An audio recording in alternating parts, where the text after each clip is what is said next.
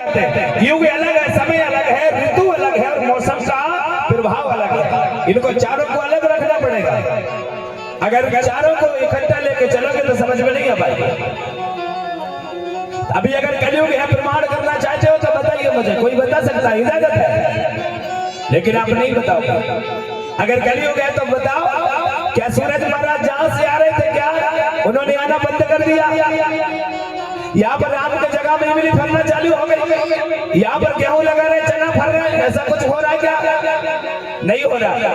हाँ, लेकिन दोस्त एक कलयुग आया है, तुम्हारे नैन गड़बड़ हो गए देखने के, समझ जानो कलयुग निर्गत हो गया। ताली बजाओ। हाँ, तुम्हारे नैन गजराने गलत हो गए, देखने का नजारा बदल गया।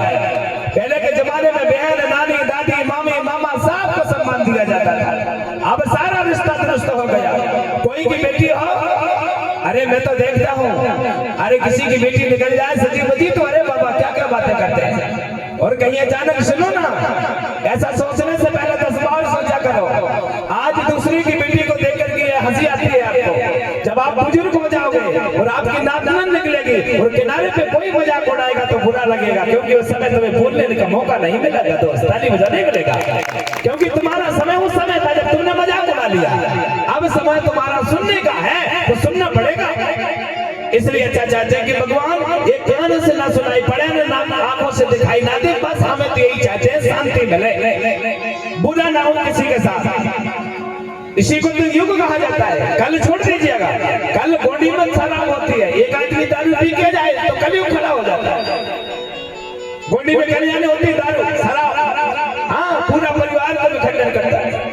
अगर कहीं अचानक एक घर का मुखिया दारू पी शराब पीवे और बाल बच्चे पत्नी इंतजार करती है कि मेरे स्वामी काम पे गए हैं और शाम को पी के आए, तो वो तो रोज मस्ती पर चूर होते जा रहा है, उसको आनंद आता है। लेकिन परिवार दुख रहे तो क्या का स्वर्ग है, काय का कलयुग, काय का क्या, बताइए ना मुझे। कहाँ जाना चाहते हो आप? अरे स्वर्ग तो वो होता है राजा, अगर नोट चटनी में भी रोटी खाएं प्रेम के साथ तो समझ जाना वो स्वर्ग है। हाँ, उससे बड़ी दौलत कहीं नहीं है। हमें तो पहचान यही हो जाती है कि बाबा कुछ नहीं देना, हमारे परिवार में सब बाल बच्चे अच्छे खुश रहे, बस नॉर्मल रोटी चटनी दे देना, आनंद जीवन हो जाए बस। हाँ, ज्यादा गाड़ी घोड़ा भी नहीं चाहिए, ज्यादा महला गाड़ी नहीं चाहिए बाबा, बस जीवन में इतना हो जाए कि प्रेम की रोटी सब खाएं और हमें खाने दें बस। तो समझ जानो आपकी बड़ी सतीव वाली है। और अगर आपने बात को बर्ताव नहीं रखा तो समझ जाना बिखरा हो जाएगा। तो कलयुग को छोड़ दीजिएगा, बस आप अपने आप को ठीक रखो, नजराने ठीक कर दो, लेना ठीक कर दो, बातचीत ठीक कर दो, विचार विचार आपके सही रहे। कोई का बहन हो चाहे बेटी हो, रास्ता में जो लगता है उसका पालन करना प्रारंभ करो। अभी तो हम क्या बताए, ऐसे ऐसे हम कई बार विचार आते हैं तो बताते हैं लोग, गुरु जी हम क्या बताए, वो ऐसा हो रहा वो वैसा हो रहा, हम भी विचार में पड़े कि आखिर हो क्या रहा है, क्या बात है। मैंने कहा था ना, मानो को एक बार जवानी आती है, लगती राई को हर साल जवानी आती है। मैंने कहा था अभी आपसे, एक बार जवानी आने पर रहा नहीं जाता। अरे भैया, आज किसी की बहू हो तो कल किसी की सास, कल किसी की सास हो तो कल किसी की परसों किसी की दादी, हमें भी सोचना पड़ेगा। अरे जब जवान रहते हो तो हनुमान बने फिरते हो, और बुढ़ापा आ गया तो ये बाबा दूसरे का सहारा लेते हो।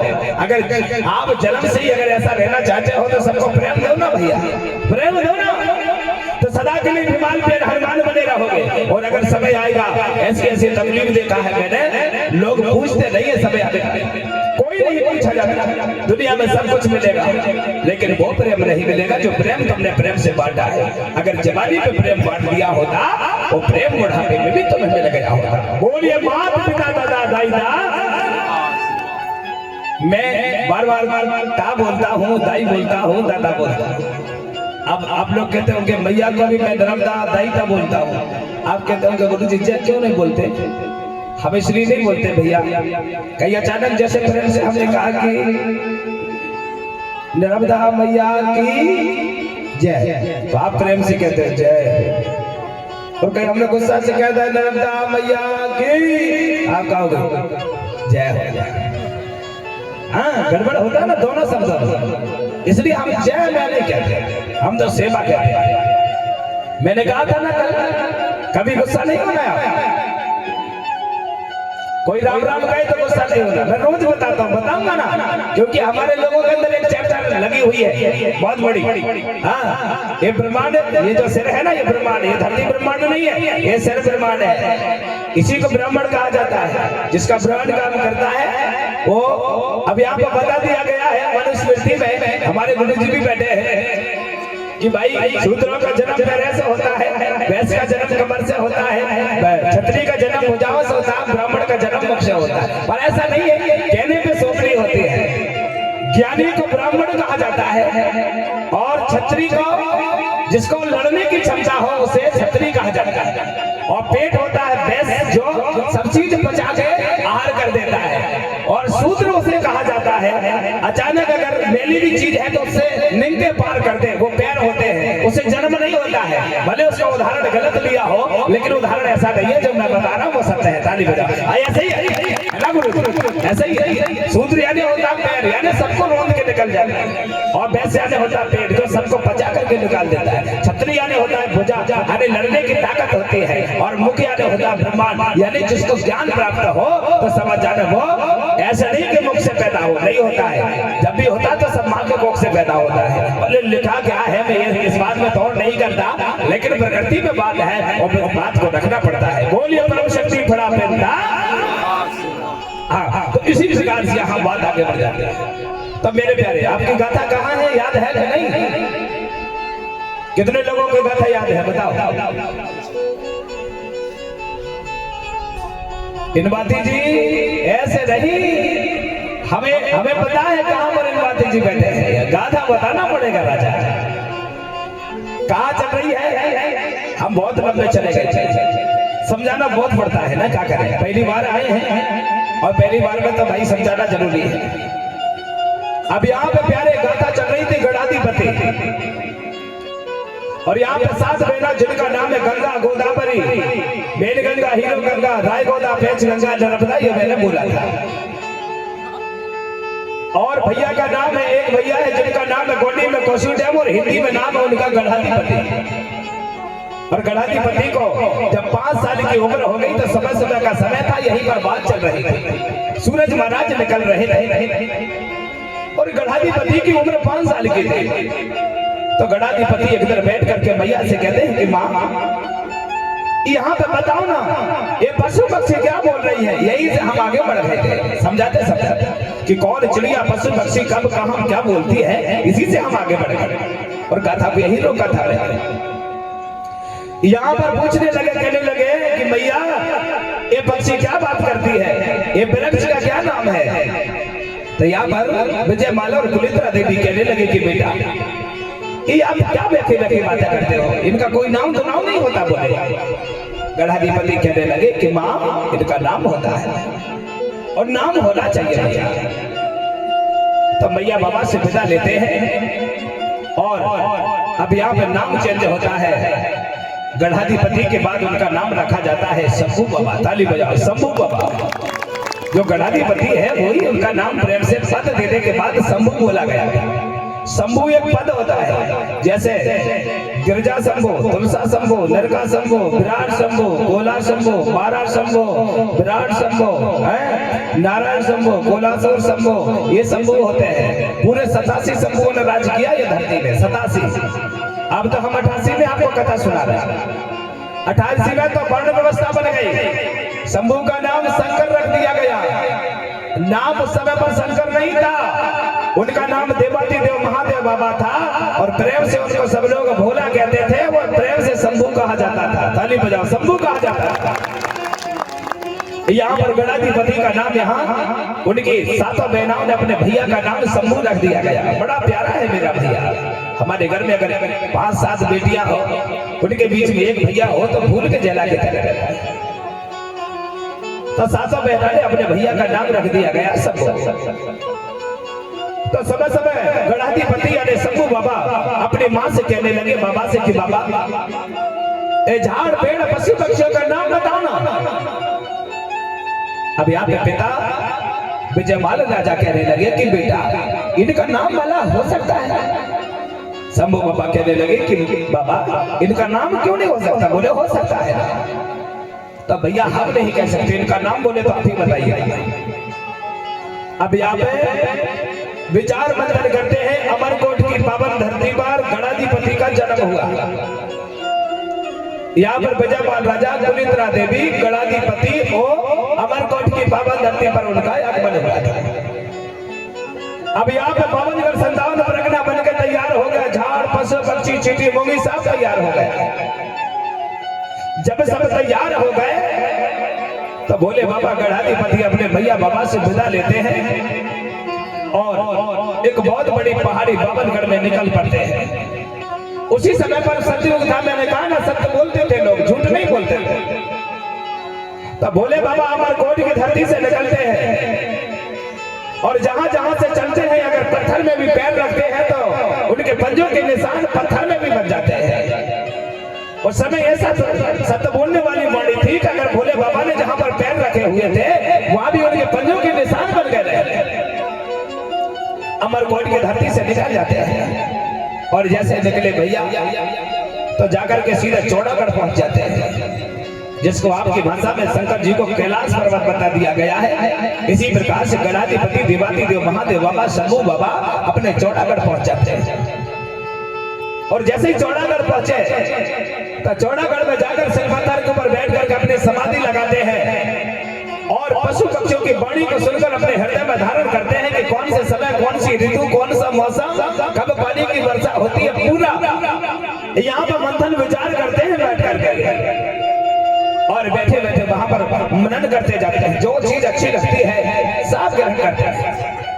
अब लोग बोलते हैं रुद्राक्ष अगर पहनोगे तो आप ये हो जाओगे, ये तुलसी की माला पहनोगे तो ये हो जाओगे। ऐसा कुछ नहीं था, ये तो भोले बाबा की देन है। हमारे भोले बाबा को जो अच्छा लगता था वो पहन लेते थे। वो तो जंगल में बनाते थे। रुद्राक्ष फल को पहचान लिया, बना लिया, पहन लिया। सिंगमोर मुकुट बनाते थे। हाँ, सिंगमोर मुकुट बना के पहन लेते थे। अपने हाथ में गदा त्रिशूल बना लेते थे, डमरू बना लेते थे। भोले बाबा बड़े ज्ञानी। अब आप कहोगे कि ये चंदन लगाने से होता है, माला पहनने से होता है, तो ये बात मिथ्या है।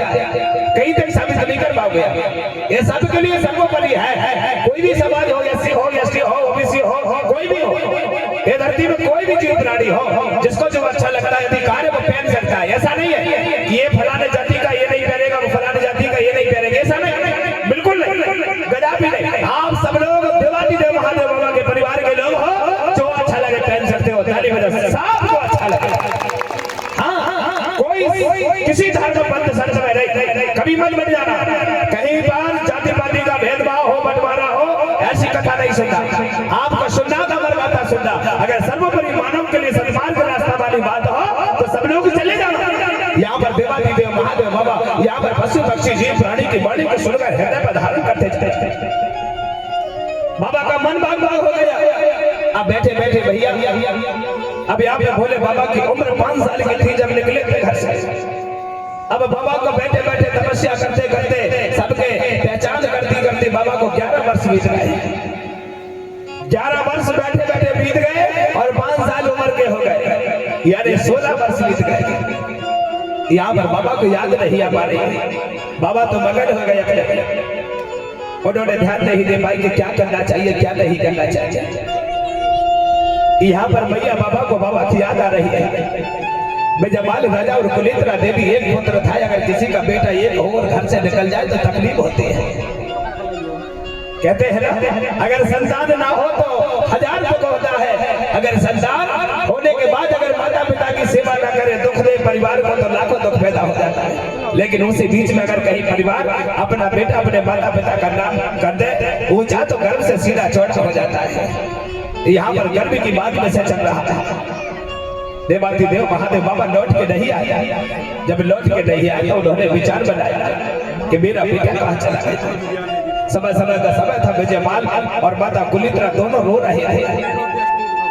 सातों बहना किनारे पर बैठ करके देख रही थी।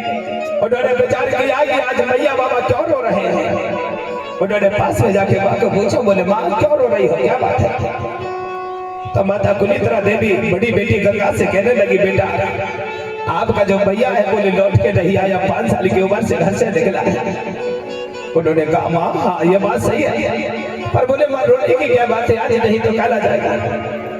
अरे बोले बेटा यहाँ पे 11 वर्ष हो गए भैया को निकले पर लौट के क्यों नहीं आया, बड़ी चिंता सता रही है, बड़ी ही बड़ी क्रोध की बाड़ी हुई, वो आज हृदय से बागमन हो रहा है। उन्होंने सोचा अगर भैया एक नजर दिखा दिए होते तो अच्छा होता।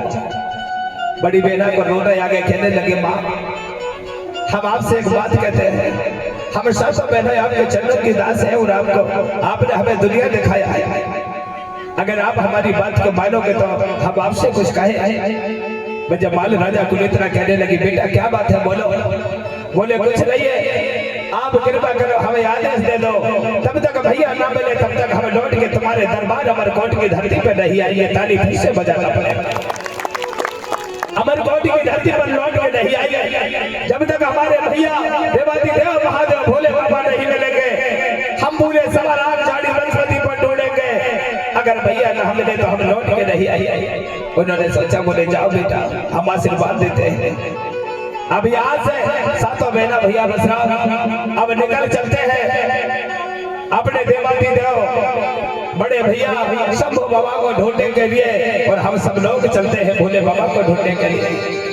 अब आज हमारी कथा के अनुसार भोले बाबा का आगमन हुआ है, कथा के अनुसार आज हुआ है। हमने हमारी गाथा में आपको बहुत सी चीजें रखी है, लेकिन आज कथा में देवाधिदेव महादेव बाबा का सर्वप्रथम धरती में मानव की उत्पत्ति कैसे हुई, कौन का आगमन हुआ, अब जाके हमारे देवाधिदेव महादेव बाबा का आगमन होता है। बोलिए देवाधिदेव महादेव बाबा का, शंभो बाबा का। अब यहाँ ढूंढने जा रहे हैं और क्या कह रहे हैं देखो जरा, ये भैया कहाँ निकल गया, बोलो ना जरा। अब उस समय पर कोई मकान नहीं था बाबरगढ़ में, मासे के टीला में अमरकोट की धरती में मरे हैं। तो यहाँ पर बड़ी चिंता सता रही है और क्या कहते हैं, ये भैया कहाँ निकल गए रे।